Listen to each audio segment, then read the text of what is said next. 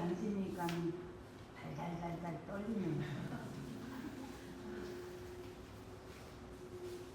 저는 38살의 남편을 저 세상으로 떠나보냈습니다. 천안에서 살던 저는 미용실을 운영하며 세 자매와 함께 힘들게 생활을 했습니다. 어느 날 미용일을 하던 친구가 제안을 했습니다. 우리 미용인들끼리 모임도 하고 성지 순례와 봉사활동도 하며 지내자는 것이었습니다. 함께 마음을 모은 우리 미용인들은 전위에서 수녀님들이 운영하고 있는 양로원과 천안에서 보유원, 진천에 있는 꽃동네를 오가며 봉사활동을 했습니다. 어느 날 하루는 꽃동네 중환자실을 찾아갔는데 그곳에는 죽음이 임박한 환자들이 가득했습니다. 그곳에서 환자들은 모두 중증이어서 모두가 기저귀를 차고 지내는 분들이었습니다. 나를 비롯해 모든 회원들이 열심히 봉사를 하고 있는데 어느 한 자매님이 이렇게 이야기했습니다. 저 좀 예쁘게 해주세요. 또 어떤 형제님은 나도 멋지게 해주세요 라고 하는 말이 들렸습니다. 저는 죽음을 바로 앞두고 있는 분들도 아름다움과 미를 추구하는구나 라고 생각하며 하느님을 믿고 따르는 사람들만이 영원히 살리라는 말씀을 떠올렸습니다. 아직도 그 형제 자매님들의 해맑은 얼굴과 미소가 머릿속에 떠오릅니다. 힘들게 생활하던 나는 그들 덕분에 용기를 잃지 않았고 감사한 마음으로 가지고 있습니다. 저에게 딸들을 잘 지키며 살아갈 수 있는 용기와 지혜를 주세요 라고 하며 기도하며 살아가고 있던 저에게 한 번은 꽃동네 오홍진 신부님을 만날 기회가 생겼습니다. 경기도 가평에 제2 꽃동네 개원을 하는데 우리 회원들이 초대를 받게 된 것입니다. 우리 회원들은 모두 함께 꽃동네 행사에 참여하기로 하였습니다. 들뜬 마음으로 가평에 도착해서 보니 서울을 비롯해 각 지방에서 교우들이 너무 많이 오는 바람에 앉을 자리가 없을 정도였습니다. 오홍진 신부님의 말씀 마음에 와 닿습니다. 소외되고 버림받은 영혼을 향한 신부님의 마음이 모든 참석자들에게 울려 퍼지는 느낌이었습니다. 신부님의 말씀 마음에 새기며 위로받고 격려받는 우리는 기쁜 마음으로 집으로 들어왔습니다. 참석한 많은 사람들이 모두 그렇게 느꼈을 것 같습니다. 잠깐 꿈 이야기를 해보려고 합니다.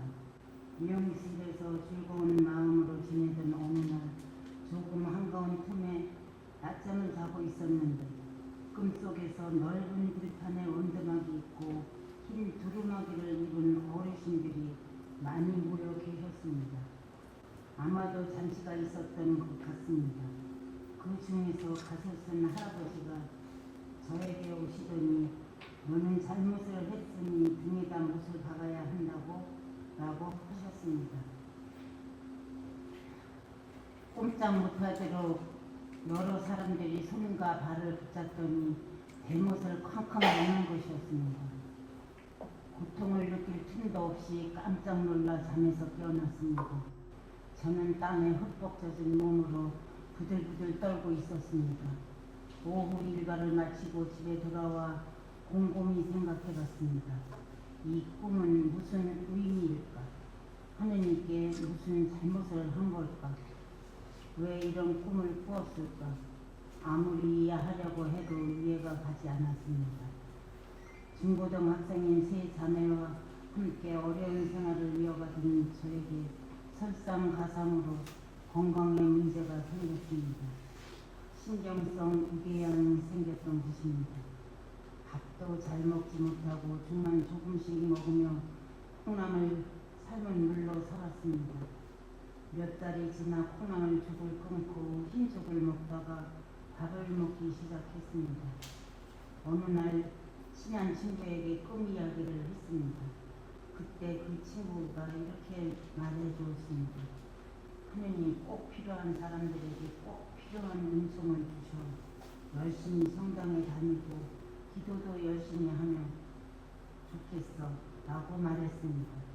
그때만 해도 생활이 너무 힘들었던 때라 속상할 때가 가끔씩 십자가 고상 성모상을 보자기에 싸서 상응 속에 감추었다가 죄송한 마음이 들면 꺼내놓기를 반복하던 때였습니다. 그러던 나에게 정신 차리라고 신앙생활하라는 하나님의 말씀을 전한 것을 깨닫게 하는 꿈이라는 것을 알게 해주었습니다. 지금 생각하면 한심하게 느껴집니다. 주님은 늘 우리 곁에 지켜보고 계시는데 우리가 무심코 생활하다 보면 힘들 때도 있고 짜증도 내고 또 삐지기도 하고 골도 부리고 하지만 이런 행동들은 하느님을 배신하는 일이라는 것을 그때는 몰랐던 것 같습니다. 하느님께서 죄송함을 느꼈고 열심히 살겠다는 다짐과 함께 저희 신앙생활은 달라졌습니다. 아이들 모두 영세시켰고 큰딸은 가톨릭 집안에 시집을 보내고 둘째가 은행원으로 일하며 지금의 남편을 만났습니다.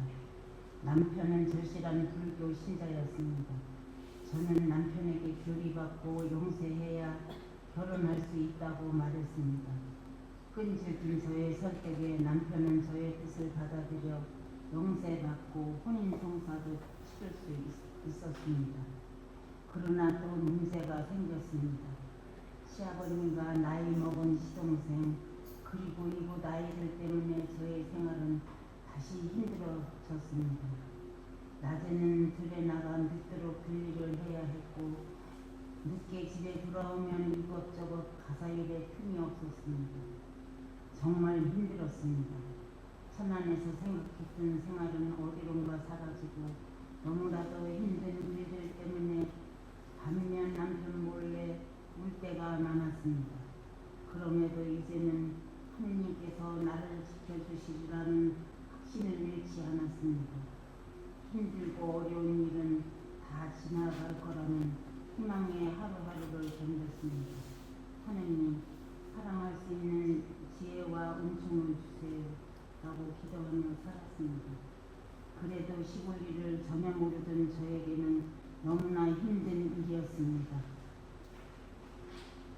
또한 가족들과 의사소통이 잘 되지 않아서 정신적인 어려움을 겪어야 했습니다.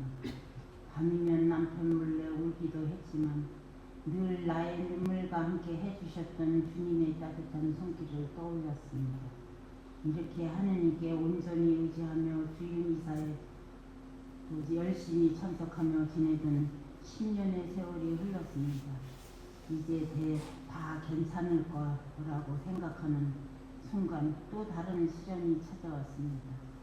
남편이 갑자기 쓰러져 뇌경색이라는 진단을 받게 되었습니다. 뇌경색은 잘 치료했지만 지금은 치매 초기 단계로 옆에 많은 것들을 돌봐줘야 하는 상태입니다. 이 또한 주님 안에서 잘 지나가리라고 믿습니다. 양쪽 집에서 자란 아이들은 모두 건강하게 각각의 가정을 이루며 행복하게 살아가고 있습니다. 내가 겪은 어려움은 아득한 추억으로 마음 한켠에 가끔씩 고개를 내밀고 있습니다. 쉽지 않았고 고단했던 지난 시간이지만 하느님께서 곁에 계셔주셔서 감사한 삶이었습니다. 앞으로도 주님께 감사하며 주님을 섬기며 살겠습니다. 아멘.